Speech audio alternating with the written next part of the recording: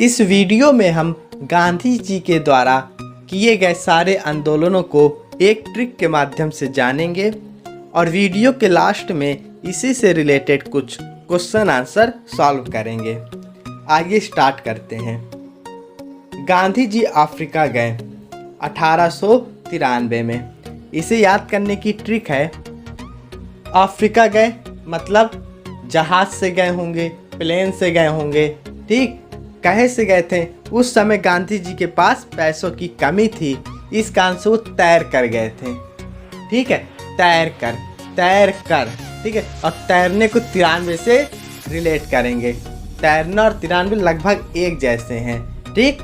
तो गांधी जी अफ्रीका गए तो 1893, तैर कर 93, ठीक। गांधी जी का पहला सत्याग्रह, पहला उन्होंने सत्याग्रह किया था। और कोई भी काम अगर कोई भी व्यक्ति करता है पहली बार तो उसे वो अच्छी तरह से करता है, ठीक है। अच्छी, तो अच्छी से हमें 6 मिल रहा है, तो इसका सन क्या हो जाएगा? 1906, ठीक।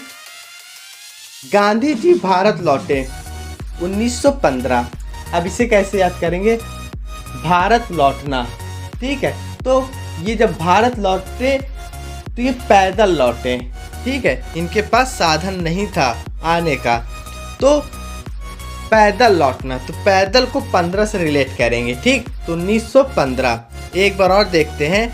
गांधी जी अफ्रीका गए 1893 में, ठीक। तैर कर गए तो 93। गांधी जी का पहला सत्याग्रह, कोई काम भी पहला बार किया जाता है तो उसे अच्छी तरह से किए जाते हैं, तो यहाँ से हम 6 निकाल लेंगे। 1906। गांधी जी भारत लौटे तो 1915, 15 और पैदल से रिलेट करेंगे, ठीक। ये सब आप लोगों को ओनली देखना है। आगे जब हम इसके क्वेश्चन आंसर करेंगे तो आपको समझ में आ जाएगा कि ये आपके माइंड में सेट हो चुका है, ठीक। ये सब आपको याद हो चुका होगा। नेक्स्ट, केसरे हिंद की उपाधि गांधी जी को कब मिली? ये अंग्रेज सरकार दिया करती थी, तो केसरे हिंद की उपाधि गांधी जी को 1915 में मिली। अब वो इतनी दूर से पैदल आएंगे तो उन्हें कोई ना कोई तो उपाधि दी जाएगी, ठीक है। तो जिस कारण से उसी सन में 1915 में ही इन्हें केसरे हिंद की उपाधि दे दी गई। साबरमती आश्रम की स्थापना, अब जब वो वहाँ से आए थे तो उन्होंने सोचा कि अब कुछ किया जाए, तो उन्होंने साबरमती आश्रम की स्थापना की 1916 में। साबर का सा और 16 का सा रिलेट हो जाएगा 1916 में। चंपारण सत्याग्रह ये हुआ था 1917 में, ठीक है। तो यहाँ पर चंपारण सत्याग्रह, सत्या और 17 सेम लग रहे हैं, तो 1917। एक बार और देखेंगे। केसरे ए हिंद की उपाधि ने 1915 में मिली थी, क्योंकि 1915 में ये भारत लौटे थे पैदल से 15, जिस कारण से इन्हें ये उपाधि दे दी गई। साबरमती आश्रम की स्थापना, और जब वो वहाँ से आए भारत तो उन्होंने सोचा कि कुछ ना कुछ किया जाए, तो उन्होंने 1916 में साबरमती आश्रम की स्थापना की। साबर का सा और 16 का सा एक दूसरे से रिलेट हो जाएंगे। फिर आता है चंपारण सत्याग्रह, ये 1917 में हुआ था। सत्याग्रह का सत्य और 17 का सत्य दोनों को रिलेट कर देंगे तो आ जाएगा, ठीक। नेक्स्ट, अहमदाबाद मिल मजदूर आंदोलन 1918। अब कहीं पर भी जॉब करने के लिए मिनिमम एज 18 होनी चाहिए, ठीक। तो हम इसको कैसे याद करेंगे? मजदूर मिल मतलब उनकी उम्र कितनी होगी, वहाँ पर जितने लोग होंगे 18 से ऊपर, तो 1918। खिलाफत आंदोलन 1919। अब किन्हीं दो गुटों के बीच में या दो व्यक्तियों के बीच में जब भी लड़ाई होती है, ये वो एक दूसरे से खिलाफ होते हैं, तो उनका जो लेवल होता है वो बराबरी का होता है, ठीक है। तो 1919 बराबरी का है, तो खिलाफत आंदोलन। असहयोग आंदोलन 1920 में, ठीक है। अगर आप किसी का सहयोग नहीं कर रहे हैं, मतलब कि वो आपका दुश्मन है, तभी तो आप उसका सहयोग नहीं कर रहे हैं, नहीं तो सभी का सहयोग करना चाहिए, ठीक है।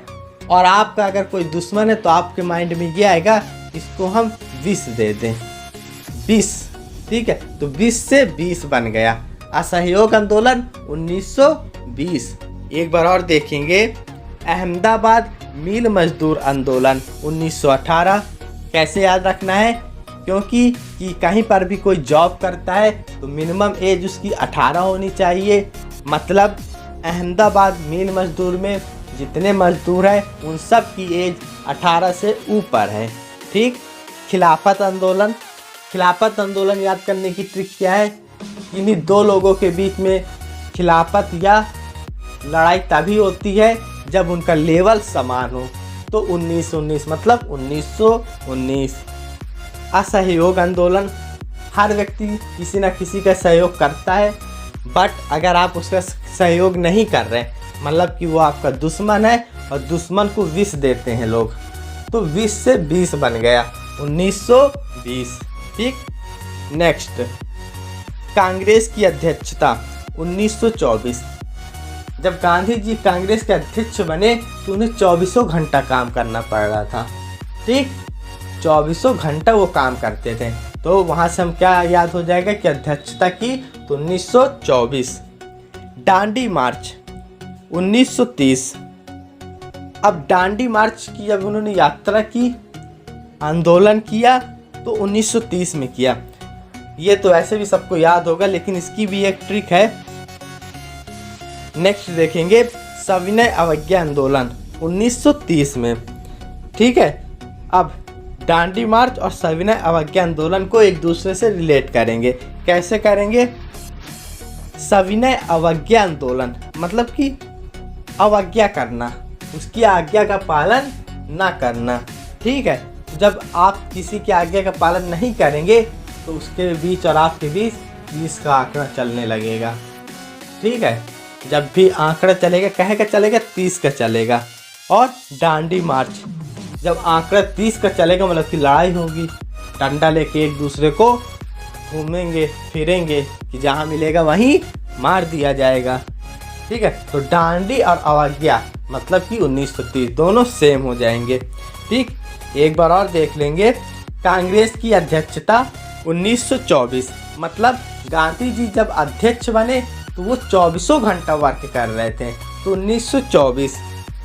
दांडी मार्च 1930, सविनय अवज्ञा आंदोलन 1930। याद करने की ट्रिक क्या थी, अगर आप किसी की आज्ञा का उल्लंघन करेंगे, अवज्ञा करेंगे, तो वो व्यक्ति आपको डंडा लेके घूमता फिरेगा, जहाँ मिलेगा वहीं मारूंगा, ठीक है। तो दोनों का सेम डेट हो गई 1930। नेक्स्ट, गांधी इरविन समझौता 1931। इरविन और 31 समथिंग सेम लगते हैं, गांधी इरविन मतलब 31, ठीक है। द्वितीय गोलमेज सम्मेलन, ये भी 1931 में हुआ था।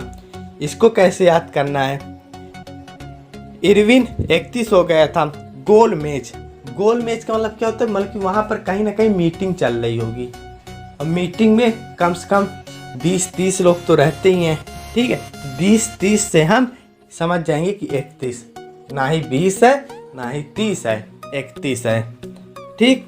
पूना समझौता 1932। अब कोई समझौता अगर हो रहा है तो आदमी की खुशी का ठिकाना नहीं रहता, और उसके 32 के 32 दांत बाहर आ जाते हैं, तो 1932। एक बार और देखेंगे, गांधी इरविन समझौता 1931 में इरविन और 31 समथिंग सेम आते हैं। द्वितीय गोलमेज सम्मेलन 1931 में, ठीक है। कोई भी सम्मेलन होता है तो उसमें 20, 30, 40 लोग आते हैं, तो हमें उसी से याद करने की 31 है, ठीक। पूना समझौता 1932। कोई भी समझौता होता है तो आदमी की खुशी का ठिकाना नहीं रहता, उसके 32 के 32 दांत बाहर आ जाते हैं, तो 1932। नेक्स्ट, हरिजन संघ की स्थापना 1932। अब हरिजन मतलब वो जन जो हरि के हो, भगवान विष्णु के हो, वो तो हमेशा खुश ही रहेंगे ना, तो उनके हमेशा 32 के 32 दांत बाहर ही रहेंगे, तो 1932। भारत छोड़ो आंदोलन 1942, ठीक है।